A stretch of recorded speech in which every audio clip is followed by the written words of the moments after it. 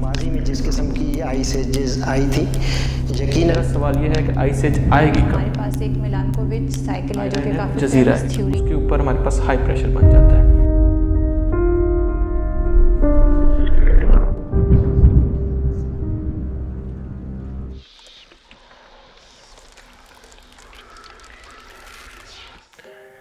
Doctor साहब, जैसे आप कह रहे हैं कि आइस एज आ जाएगी, हमारी लाइफ टाइम में आ जाएगी, तो आप इतनी ये श्योरिटी से या इतने दावे से ये बात कैसे कर सकते हैं?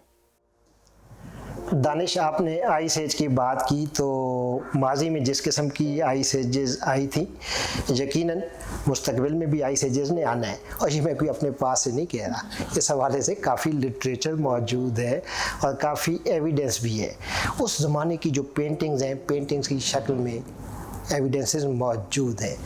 और इस हवाले से सबसे ज़्यादा काम किया एक अमेरिकन जियोलॉजिस्ट था, जिसने आज से शायद कोई 1939 में 80-90 साल पहले उसने विज़िट किया था यूरोपियन एल्प्स को, अलास्का को विज़िट किया। इसके अलावा न्यूजीलैंड की जो माउंटेन रेंजेस हैं उनको उसने विज़िट किया। ये उसकी अपनी बहुत ज़्यादा इंटरेस्ट थी इस काम में। और उस वक्त उसको काफ़ी ज़्यादा एविडेंसेस मिले कि आज से कई सौ साल पहले, हज़ारों साल पहले आइस एजेस थी। बल्कि एक आइस एज को तो उसने बहुत वाज़े तौर पे आइडेंटिफाई किया, जिसको उसने शायद नाम भी दिया था लिटिल आइस एज के हवाले से।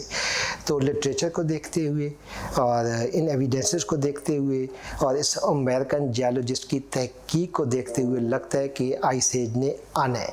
लेकिन इससे पहले जो आइस एजेस आई थी वो ग्लोबल वार्मिंग के बाद आई थी। तो आजकल भी ग्लोबल वार्मिंग है। आपको पता है कि 19वीं सदी किस नाम से जानी जाती है? ग्लोबल वार्मिंग के नाम से।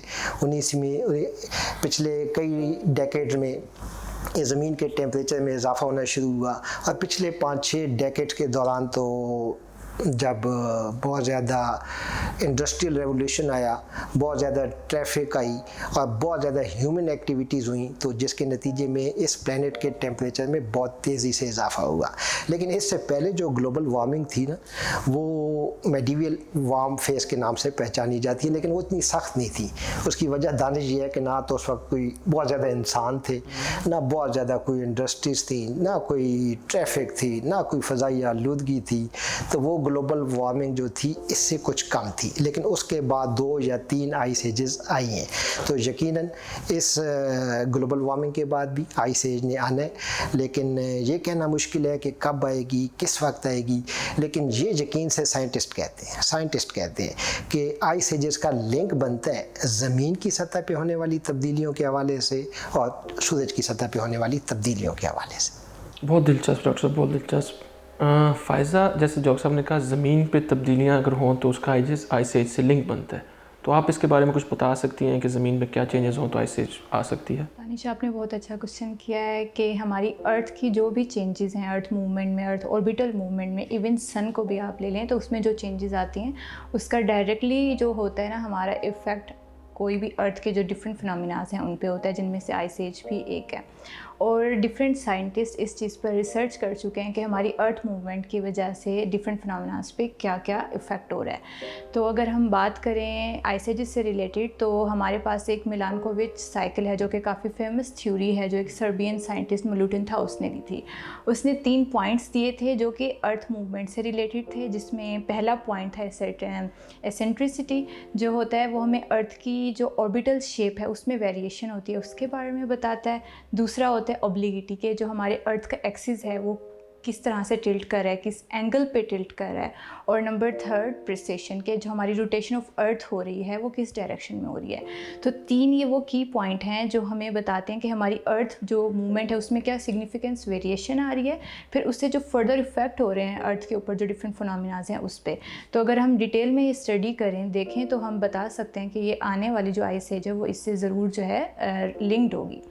और फर्दर ये कि जो हमारी जो सन सरफेसिस पे जो वेरिएशन हो रही हैं, डिफरेंट फिनोमिनाज हो रहे हैं, तो वो हमारी अर्थ को डायरेक्टली हिट कर रहे हैं, उससे भी काफ़ी वेरिएशन आ रही हैं। तो अब सर मेरा आपसे ये क्वेश्चन है कि जो सोलर सिस्टम में या अगर हम देखें सन सरफेसिस पे बहुत वेरिएशन आ रही हैं, तो उसका किस तरह से हमारी आइसेज पे इफेक्ट होगा? फ़ायदा सोलर सरफेस के हवाले से आपने बात की, लेकिन जो मैं बात आपकी समझाऊँ ना कि आपने तीन चीज़ों की बात की कि एक ज़मीन की शेप की तब्दीली के हवाले से, एक ज़मीन का जो एंगल है उसमें तब्दीली के हवाले से, और जो मैं समझाऊँ कि तीसरा जो ज़मीन का ऑर्बिट है उसकी तब्दीली के हवाले से बात की। तो जब इन तीनों चीज़ों में तब्दीली होगी तो यकीनन ज़मीन तक पहुंचने वाली सोलर रेडिएशंस भी तब्दील होंगी। और सूरज के हवाले से आपने पूछा, तो बिल्कुल जैसे ज़मीन की सतह पे चेंजेस आती हैं, बल्कि किसी भी प्लैनेट की सतह पे चेंजेस आती हैं, तो सूरज की सतह पे भी डेली बेसिस पे चेंजेस होती हैं। जैसे मेरा दिल है, लोगों का दिल है, तमाम इंसानों का दिल है, एक हार्ट बीट है, बिल्कुल इसी तरह सूरज की भी हार्ट बीट है। 11 साल लगते हैं एक बीट को काउंट होने में। इसको कहते हैं सोलर साइकिल, जो 11 साल पे मुहित होता है। और ये डिपेंड करता है सन स्पॉट्स पे। सन स्पॉट्स कहते हैं ये जो स्याह धब्बे होते हैं, जो ईज़िली विजिबल होते हैं, बाई दूरबीन से ईज़िली विजिबल होते हैं। ये वक्त के साथ सूरज की सतह पे कभी कम होते हैं, कभी ज़्यादा होते हैं। जब इनकी तादाद यानी सन स्पॉट्स की तादाद सूरज की सतह पे ज़्यादा हो तो सोलर रेडिएशंस ज़्यादा होती हैं, और जब ये कम हो जाएं तो सोलर रेडिएशंस कम हो जाती हैं। नासा के पास इसका डाटा डेली बेसिस पे मौजूद है, और पिछली जो आइस एज आई थी उस आइस एज के दौरान भी ये चीज़ नोटिस की गई है कि नंबर ऑफ़ सन स्पॉट्स काफ़ी कम हो गए थे। और पिछले 2-3 डेकेड का जो डाटा है नासा के पास, उसके मुताबिक अब ग्रेजुअली सन स्पॉट्स की तादाद कम हो रही है सूरज की सतह पे। जब सन स्पॉट्स की तादाद कम होगी तो सूरज की तपिश कम होगी, सूरज की तपिश कम होगी तो ज़मीन तक पहुंचने वाली सोलर रेडिएशंस कम होंगी, और यही आगाज़ होगा नई आइस एज का। तो सर जिस तरह आपने बहुत अच्छा एक्सप्लेन किया है, दानिश अब आपसे मेरा क्वेश्चन ये है कि क्या ये ग्लोबल वार्मिंग या हमें कोई एटमॉस्फेरिक पैटर्न में चेंजेस नज़र आएगी आइस एज से पहले, और अगर आएगी तो हमें किस तरह से कोई अलर्ट मिलेगी? जी फ़ायज़ा, आपने नाम सुना होगा अटलांटिक ओशन का, यूरोप के वेस्ट में वाक़ है, जिसको उर्दू में बहर एक्यूनियस कहते हैं। उसके अंदर एक फिनोमेना होता है, उसको हम कहते हैं, उसके जो शुमाली हिस्सा है नॉर्दर्न अटलांटिक ओशन में, उसको हम NAO इंडेक्स कहते हैं उस फिनोमेना को। उसमें ये होता है कि जो सर हमारे पास आइसलैंड का एरिया, उसके ऊपर एक सब पोलर लो बन जाता है, वो पोल के करीब है, और जो हमारे पास अजोराज आइलैंड है स्पेन के पास है, वहाँ के ऊपर एक हाई प्रेशर बनता है। इनके प्रेशर के कंट्रास्ट की वजह से इंडेक्सेस निकलते हैं, पॉजिटिव हो सकता है या नेगेटिव हो सकता है। तो साइंसदानों ने तहकीक की पुरानी आइस एज, जैसे सर आपने बताया, तो उसमें उन्होंने यही देखा जब NAO नेगेटिव था तब यूरोप, शुमाली यूरोप में शदीद सर्दी होती है, उस वक़्त भी थी और अभी भी होती है। तो हम ये कह सकते हैं NAO जब नेगेटिव होगा ये एक प्रिकर्सर है आइस एज की तरफ। देखें दानिश, आपने बहुत अच्छा लेकिन साइंटिफिक लैंग्वेज में बताया। मैं इसको आसान लफ्ज़ों में ऐसे कह सकता हूँ कि आपने नाम सुने कुतुब शुमाली का, कुतुब जनूबी का, northern hemisphere, southern hemisphere, poles का नाम भी सुना होगा।